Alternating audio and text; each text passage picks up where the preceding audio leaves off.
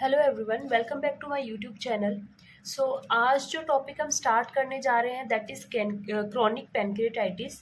और previous lectures के अंदर मैंने एक्यूट पैनक्रियाटिस जो होता है वो अपने डिस्कस किया था। आज हम क्रॉनिक पैनक्रियाटाइटिस डिस्कस करेंगे।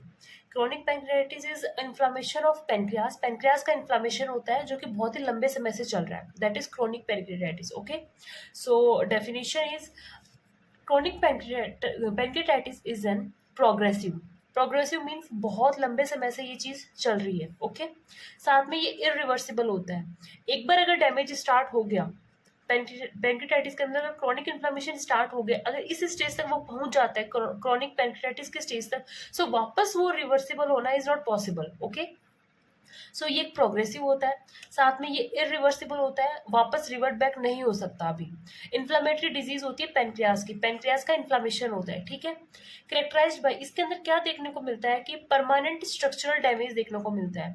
जो पैनक्रियास की जो स्ट्रक्चर होती है, पैनक्रियास की जो एनाटॉमिकल स्ट्रक्चर होती है, उसके अंदर परमानेंट डिस्ट्रक्शन देखने को मिलता है, परमानेंट डैमेज देखने को मिलता है। ठीक है, leading to impairment of both exocrine and endocrine function, जिसकी वजह से हमारी पेनक्रियास का एक्सोक्राइन और एंडोक्राइन दोनों फंक्शंस डिस्टर्ब होते हैं।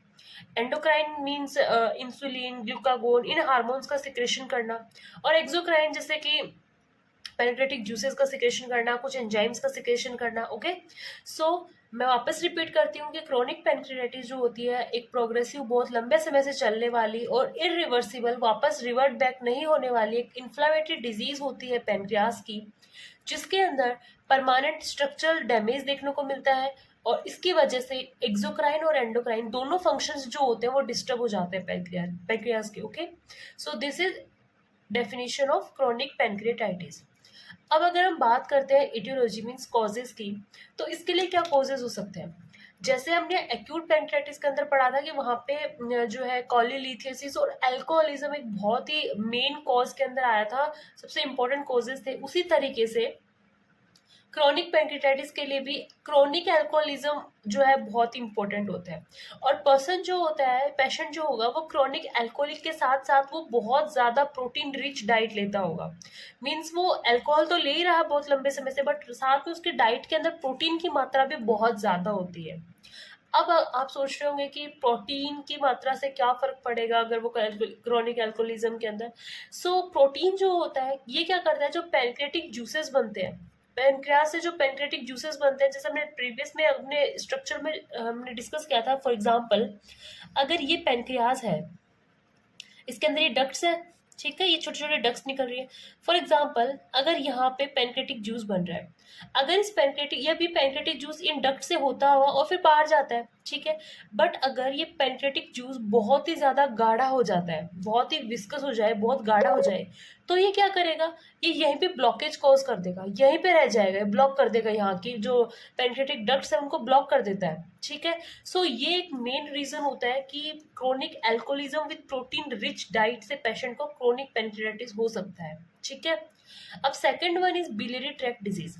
हमें पता है यहाँ से left hepatic duct, right hepatic ducts आती है, कॉमन हिपेटिक डक्ट बनती है, इधर से सिस्टिक डक्ट आती है, और गॉल ब्लैडर से सिस्टिक डक्ट आती है, देन कॉमन बाइल डक्ट का फॉर्मेशन होता है, इधर से पैनक्रियाटिक डक्ट मिलती है, तो हिपेटो पैनक्रियाटिक डक्ट का फॉर्मेशन होता है। ठीक है, अगर पूरे बिलियरी ट्रैक्ट के अंदर अगर कहीं पे भी कोई डिजीज है, कोई भी डिजीज हो सकती है, अगर बिलियरी ट्रैक्ट में अगर कोई भी डिजीज होती है, तो उसकी वजह से भी ये देखने को मिल सकता है कि पर्सन के अंदर क्रोनिक पैनक्रियाटाइटिस हो सकता है।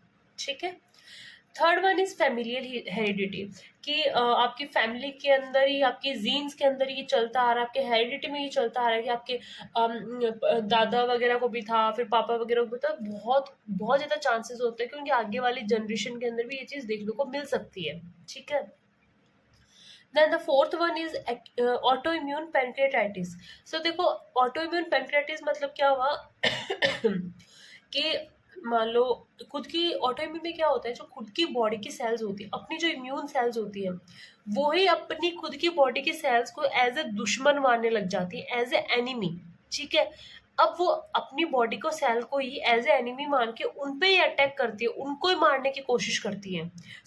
इसी तरीके से होता है कि अपनी बॉडी की इम्यून सेल्स ऑटो खुद काम करने लग जाती है। ऑटो इम्यून सेल्स और इम्यून जो है, इसके अंदर क्या होता है, खुद की बॉडी की सेल्स पैनक्रियास की सेल्स को डैमेज करने लग जाती है, उनको किल करने लग जाती है, मारने लग जाती है, जिसकी वजह से पेनक्रियास के अंदर इन्फ्लेमेशन देखने को मिलती है, that is auto immune pancreatitis. ठीक है। Then the fifth one is cystic fibrosis, जो आगे हम अच्छे से एक्सप्लेन करूंगी मैं आगे वाले लेक्चर्स के अंदर।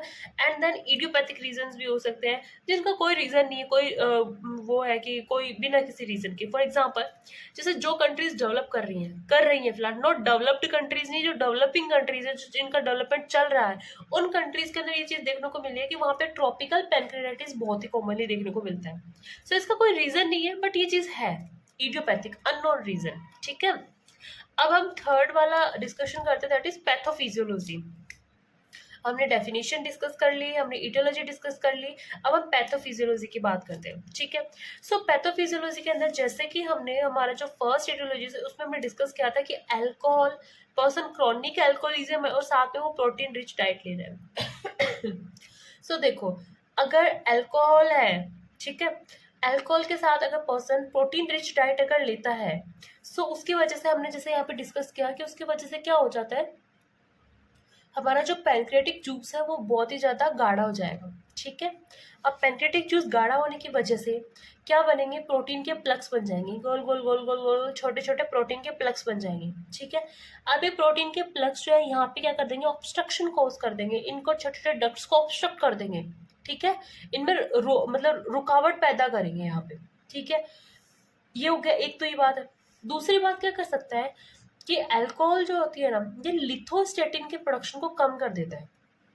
अब लिथोस्टेटिन क्या होता है? सो लिथोस्टेटिन जो होता है ये नॉर्मली क्या करता है, ये स्टोन के फॉर्मेशन को प्रिवेंट करने का काम करता है। जो स्टोन का फॉर्मेशन होता है ना उसको कम करता है।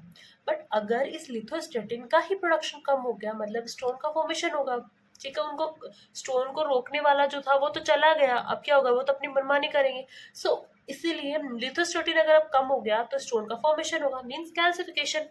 ठीक है। कैल्सिफिकेशन हो गया, इधर पेनक्रियाटिक डक्ट ऑब्स्ट्रक्ट हो गई, इसकी वजह से क्या होगा, इसकी वजह से होगा ग्लैंडुलर इस्चीमिया।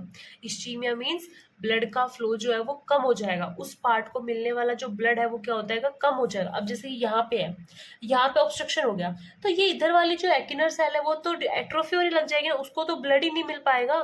सो उसकी वजह से वो क्या करेगी, धीरे धीरे धीरे धीरे धीरे डीजनरेट होने लग जाएगी, उसकी एट्रोफी होने लग जाएगी। ठीक है। प्रोग्रेसिव, धीरे धीरे धीरे धीरे एट्रोफी। ओके। अब इसकी वजह से क्या हो गया, इसकी वजह से जो उसको काम करना था एक्टिनर सेल को, वो अपना काम नहीं कर पाएगी अभी। सो वो क्या हो जाएगा, पैनक्रियाटिक इनसफिशिएंसी। और ये पैनक्रियाटिक इनसफिशिएंसी इरिवर्सिबल होती है, मतलब आप इसको अगर ये डैमेज हो गई ना, अब आप इसको वापस सही नहीं कर सकते। ठीक है। अब इसकी वजह से क्या फर्क पड़ेगा, इसके एक्सोक्राइन पे भी फर्क पड़ेगा, तो इसके एंडोक्राइन पे भी फर्क पड़ेगा। ठीक है। जो एंडोक्राइन पे फर्क क्या पड़ेगा, इसके डायबिटीज मेलाइटिस हो सकती है पेशेंट को, और एक्सोक्राइन में फर्क क्या पड़ेगा उसको स्टेटोरिया हो सकता है, मतलब उसके जो फीकल मैटर है उससे बहुत ज्यादा स्मेल आएगी, उससे स्टूल से बहुत बहुत गंदी वाली स्मेल आती है उसके स्टूल से। और साथ में माल एब्जॉर्प्शन देखने को मिलता है, मतलब पर्सन के अंदर जो है न्यूट्रिशन माल नरिश्ड हो जाएगा पेशेंट बहुत ज्यादा। ठीक है। Then we will discuss about the clinical features. So let's discuss about the clinical features of chronic pancreatitis. ठीक है। सो क्लिनिकल फीचर्स जो है ना ऑलमोस्ट एक्यूट पैनक्रियाटिस जैसे ही होते हैं। उसमें भी क्या होता था, उसको एब्डोमिनल पेन होता था, वो पेन जो है पीछे की तरफ रेडिएट होता था। इसमें भी ऐसा ही होता है, बट उसमें क्या होता था, उसमें अचानक आता था ये पेन, एक्यूट होता था। इसमें क्या है, इसमें पेशेंट को बहुत लंबे टाइम से चलता आ रहा है, या तो बार बार आएगा, या फिर अगर आ गया तो वो लंबे समय तक चलता रहेगा। दैट इज क्रोनिक पैनक्रियाटाइटिस का। ठीक है। सो देखो, एब्डोमिनल पेन होता है पेशेंट को, पर ये एब्डोमिनल पेन क्या होता है, रिकरेंट होता है, पर्सिस्टेंट होता है, बार बार आता है और बहुत लंबे समय से भी रह सकता है। ठीक है। Often radiating to the back, ये पीछे की तरफ, बैक की तरफ रेडिएट करता है। May be relieved by leaning forward, जब पेशेंट आगे की तरफ झुकेगा तो उसको आराम मिलेगा, और साथ में उसको अल्कोहल ड्रिंक करने से भी पेशेंट को आराम मिलता है। इसकी वजह से वो और ज्यादा अल्कोहल पीता रहेगा तो उसकी कंडीशन और ज्यादा डिग्रेड होती जाएगी। ठीक है। फिर the second one is weight loss is very common, इस पर्सन के अंदर वेट लॉस कॉमन होता है। क्यों? क्योंकि देखो क्या रीज़न हुआ कि पर्सन क्या है, उसकी प्रोटीन रिच जो डाइट वगैरह लेने की वजह से, या फिर जो भी रीजंस है उनकी वजह से क्या होता है, ब्लॉकेज हो रहा है। अब पैंक्रेटिक जूस वगैरह का सिक्रेशन नहीं हो पा रहा, जिसकी वजह से क्या होता है, प्रॉपर डाइजेशन नहीं हो पा रहा, डाइजेशन नहीं होने पर प्रॉपर एब्जॉर्प्शन नहीं हो पाएगा, तो पर्सन जो है धीरे धीरे उसकी बॉडी माल नरिश्ड होती जाती है, माल एब्जॉर्प्शन रहता है, उसकी वजह से क्या होता है, उसके अंदर वेट लॉस देखने को मिलता है। Result from a combination of weight loss किसकी वजह से हो सकता है, एनोरेक्सिया, या तो उसको भूख नहीं लग रही है, अवॉइडेंस ऑफ फूड, वो फूड को अवॉइड कर रहा है because of post prandial pain, मतलब कि जैसे वो खाना खाता है उसको पेट दर्द होता है, उसकी वजह से वो क्या करता है, वो खाना अवॉइड करने की कोशिश करता है। ठीक है, मैल एब्जॉर्प्शन हो सकता है पर्सन को, वो मैंने कहा जैसे लग नहीं रहा शरीर को, डायबिटीज हो सकती है, डायबिटीज की वजह से भी उसको जो है वेट लॉस वगैरह देखने को मिल सकता है। Okay, now the third one is steatorrhoea. Steatorrhoea भी हमने डिस्कस किया कि पर ना स्टेटोरिया पता है कब होता है, जब है ना मोर देन 90% आपका ना एक्सोक्राइन टिश्यू जो है ना वो डिस्ट्रॉयड हो चुके होते हैं। एक्सोक्राइन टिश्यूज क्या करते हैं, एक्सोक्राइन टिश्यूज जो है पैंक्रेटिक जूसेस वगैरह के सिक्रेशन वगैरह करते हैं। सो जब more than 90% exocrine tissues damage हो जाते हैं ना, देन ना स्टूल के अंदर स्मेल आने लगती है बहुत ज्यादा, स्टेटोरिया। ठीक है, प्रोटीन का मेल एब्जॉर्प्शन होगा, प्रोटीन पेशेंट डाइजेस्ट नहीं कर पाएगा, एपिगेस्ट्रिक टेंडरनेस रहेगी। ठीक है, मतलब कि बहुत ज़्यादा हाथ वाथ लगाएंगे तो उसको पेन वगैरह फील होगा। Skin pigmentation over the abdomen and back, जैसे कि हमने लास्ट में देखा था एक्यूट पेंक्रेटाइटिस के अंदर, मैंने एक पिक्चर ऐड की थी, तो that is skin pigmentation. Diabetes mellitus देखने को मिल सकता है, और साथ में जॉन्डिस जो होता है due to the bile obstruction, bile duct obstruction, diabetes mellitus जैसी कंडीशन जो है वो तो देखने को मिल ही रही थी, उसके साथ है ना ऑब्स्ट्रक्शन होने की वजह से, बाइल जो है वहीं पे ऑब्स्ट्रक्ट होने की वजह से आपको जॉन्डिस जैसे सिम्टम्स जो होते हैं वो भी देखने को मिल सकते हैं। ओके, सो इस वाले लेक्चर के अंदर हमने definition, causes, pathophysiology and clinical features discuss किए हैं। नाउ इसका जो नेक्स्ट वीडियो बनेगा उसके अंदर इसके कॉम्प्लिकेशंस, इसके इन्वेस्टिगेशंस, इसके मैनेजमेंट के बारे में डिस्कस करेंगे। ओके, अगर आपको कोई भी डाउट है तो आप मुझे कमेंट सेक्शन के अंदर कमेंट कर सकते हैं। Okay, thank you.